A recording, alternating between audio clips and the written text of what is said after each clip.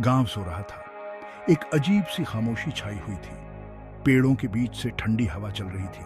उनकी सूखी टहनियां चांद की चांदी जैसी रोशनी में डरावनी परछाई बना रही थी। एक टूटी फूटी सी झोपड़ी में भूसे के बिस्तर पर बुधिया लेटी हुई थी।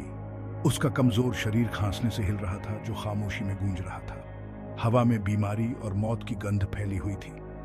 एक छोटी सी आग की टिमटिमाती रोशनी कच्ची दीवारों पर लंबी नाचती हुई परछाई बना रही थी। दो लोग आग के पास दुबके हुए लेटे थे, ठंड से बचने की कोशिश कर रहे थे। घीसू, सालों की गरीबी और निराशा से सख्त आदमी, गहरी नींद सो रहा था। उसका बेटा माधव जाग रहा था। उसके जवान चेहरे पर उदासीनता और बेचैनी का मिला जुला भाव था। घीसू और माधव पूरे गांव में अपनी आलस्य के लिए जाने जाते थे। काम उनके लिए एक अजीब सी चीज थी, एक बोझ जिससे वे बड़ी चालाकी से बचते थे। घीसू अपने लंबे दुबले पतले शरीर और हमेशा के उदास चेहरे के साथ अपनी दुर्दशा को सही ठहराने की अद्भुत क्षमता रखता था। वह अक्सर माधव को उनके बुरे भाग्य की कहानियां सुनाता, अपनी हालत के लिए किस्मत और दुनिया की क्रूरता को दोष देता। माधव, हालांकि अभी जवान था, अपने पिता के विचारों को अपनाने लगा था। उसे गरीबी के खिलाफ संघर्ष करने का कोई मतलब नहीं दिखता था। स्वीकार करना आसान था, आलस्य के आराम में खुद को सौंप देना, और इसलिए वे कभी कभी पड़ोसियों की दया पर निर्भर रहकर जैसे तैसे गुजारा करते थे।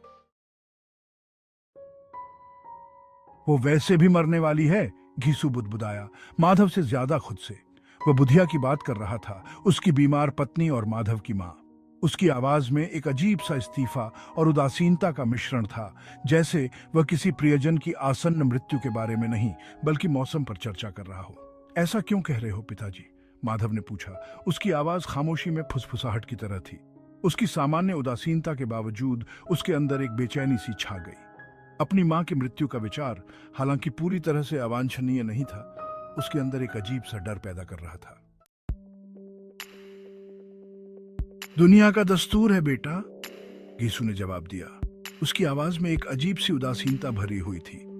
कमजोर मर जाते हैं, ताकतवर बच जाते हैं, हम अपनी किस्मत नहीं बदल सकते। उसने खांसते हुए एक सूखी कर्कश आवाज निकाली, जो उसकी मरती हुई पत्नी की सांसों जैसी थी। माधव चुप रहा। उसकी निगाहें नाचती हुई लपटों पर टिकी हुई थी। वह अपनी मां के सूखे हुए चेहरे की तस्वीर, उसकी राहत के लिए विनती करती आंखों को अपने दिमाग से नहीं निकाल पा रहा था। एक ऐसी राहत जो वह जानता था कि वह नहीं दे सकता। अपराध बोध की एक चुभन, तेज और क्षणभंगुर, उसकी उदासीनता को भेद गई। क्या हमें कुछ नहीं करना चाहिए? माधव ने आखिरकार पूछा। उसकी आवाज मुश्किल से सुनाई दे रही थी। सवाल हवा में लटका हुआ था, उसके पिता के भाग्यवादी दृष्टिकोण के लिए एक कमजोर चुनौती। घीसू हंसा। उसकी हंसी में कोई मजाक नहीं था। हम क्या कर सकते हैं बेटा? हम गरीब हैं, लाचार हैं, अब सब ऊपर वाले के हाथ में है। उसने अपनी आंखें बंद कर लीं। नींद में, उस आनंदमय गुमनामी में सांत्वना तलाश रहा था। माधव का पेट गरजा, उसकी गरीबी की एक कठोर याद दिलाता हुआ। उसने पूरा दिन कुछ नहीं खाया था, और पास की झोपड़ी से आलू भूनने की मनमोहक सुगंध उसकी नाक में भर गई थी। उसने अपनी आंखें बंद कर लीं। नरम, फूले हुए अंदरूनी भाग नमकीन छिलके की कल्पना कर रहा था। वह जानता था कि उनके पास कुछ रुपए बचे हैं, एक छोटा सा भोजन करने के लिए पर्याप्त। लेकिन अपनी मरती हुई मां पर इसे खर्च करने का विचार हास्यास्पद लग रहा था। अब खाना उसे क्या भला करेगा? मानो अपने बेटे के विचारों को पढ़कर घीसू हिल गया। जाओ माधव, वह बुदबुदाया। उसकी आवाज नींद से भारी थी।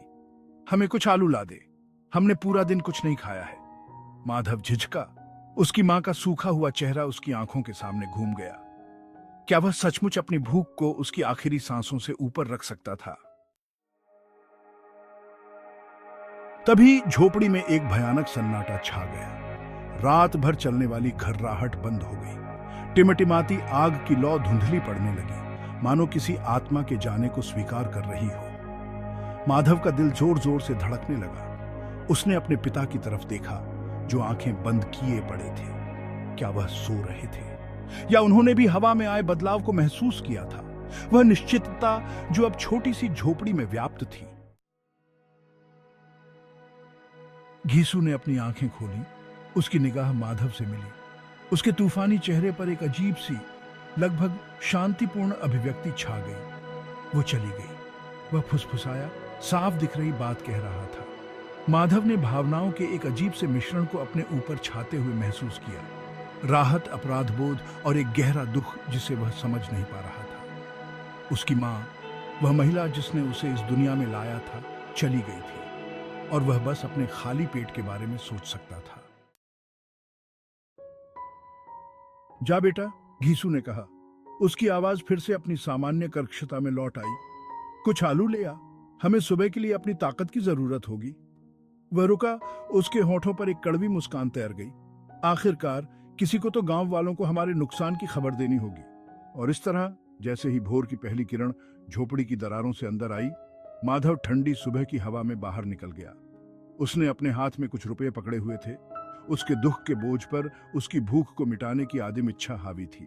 जीवन अपने सभी क्रूर विडंबनाओं के साथ चलता रहा।